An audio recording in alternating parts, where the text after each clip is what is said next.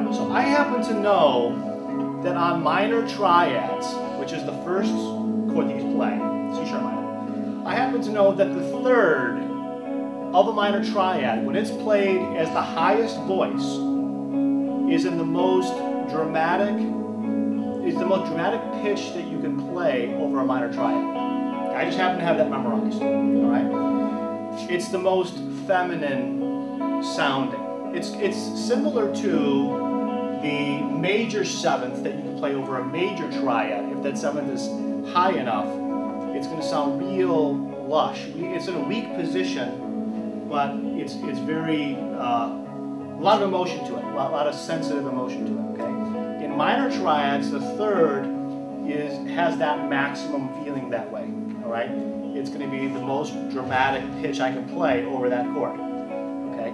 And I also know that when we're talking about the first chord, the one chord in a minor key, that's even more true than when we're playing on the four chord of a minor key. All this stuff is just memorized from years of playing. Okay, so if I want the absolute maximum, milking every ounce of emotion that I can get using one note, that's the note I'm going to play. Okay, and I also know that if I set that note up by playing the fifth below it, that it will enhance that dramatic emotional feeling. All right? So in this case, the fifth of the first chord, the chord is C sharp minor, the fifth is a G sharp note, and the third is E. And I'll be certain to play the E higher in pitch range than any of the notes that he's playing. Okay?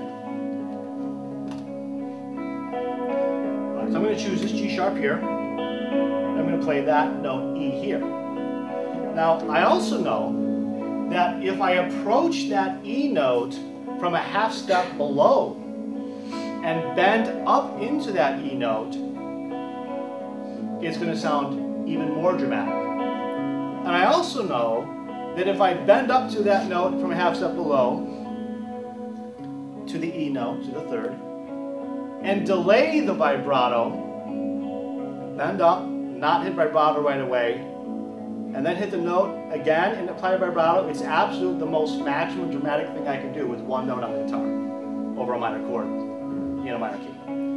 Okay?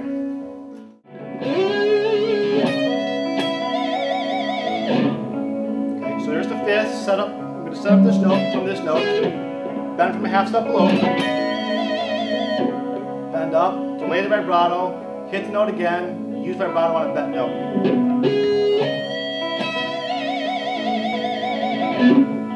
So that's much stronger than just doing this. That's the root of the C sharp minor chord. That's very stable. It's a stronger note than the E, than the third, because it's more firm in the chord. It's the root of the chord. But it's less dramatic. It has less passion in it than the third does. Okay? So I'll go from, just play that note. Note sounds perfectly fine, but doesn't have the drama that this has.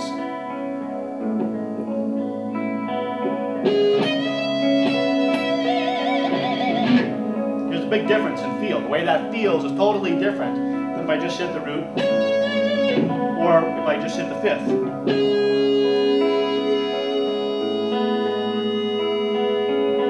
Even the fifth with vibrato is not as strong.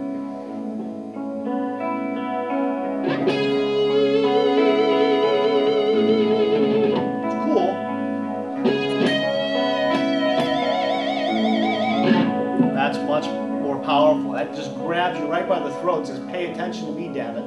Doesn't get that feel? Okay. Keep going. So that's one example. I'll give you another example. If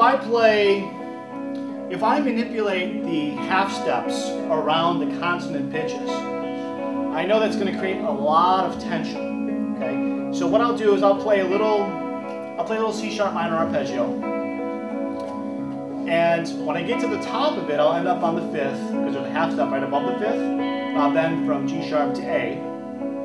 And then I'll come down the arpeggio and I'll end up on the 9th, which is a half step below the 3rd.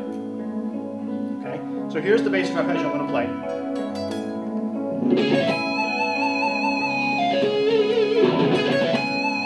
So what I'm going to do, here's the half step above. Okay? And the half step below the 3rd I'm going to play is down here.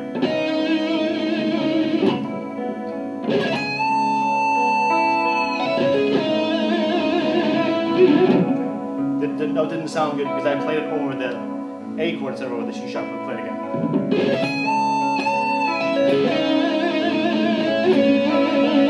Now there I had to resolve the 9th because the chord was about to change, and I knew in advance that this D sharp note is not going to sound as good over the A chord, which is 6 in this key.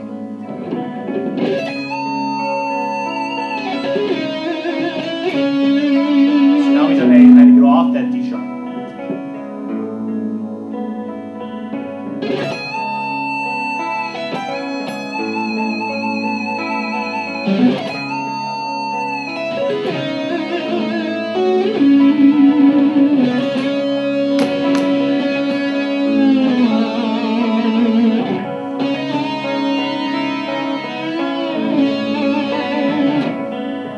I also know that if I play 3-2-1 in this key, which is E, D sharp, and C sharp, it's going to sound very, all the tension will be released from whatever it is that I played before, because we're resolving going 3-2-1, so we're going to the root of that chord, the root of the key.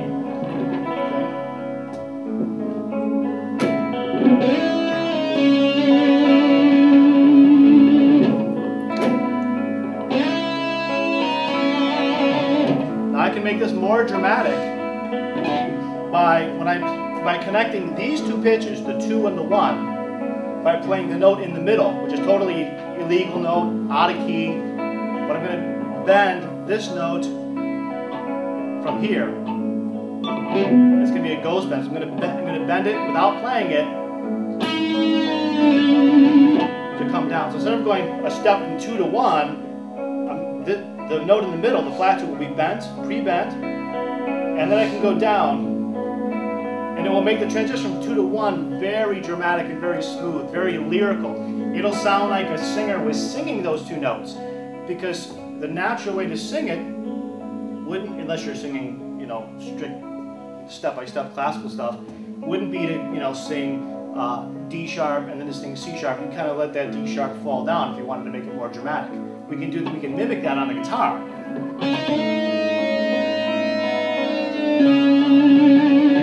This doesn't sound more lyrical the way a singer would sing it. Here's this way.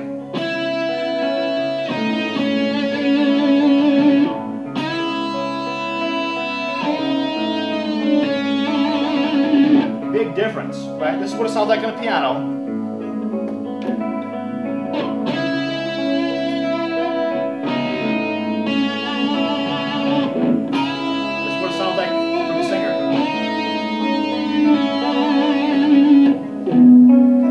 If I want to get a more lyrical quality, I will take a pitch. Well, if I want to make it, go ahead, you can stop for a second. If I want it to sound more lyrical like a singer,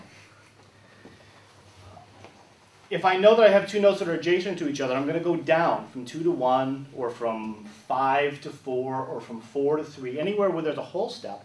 I can smooth out. I can make that transition much smoother by going to the illegal note, the one out of the key, bending up to the pitch that is in key, hitting that note here, and then releasing the bend, and then going to the final note. It's much, much more lyrical.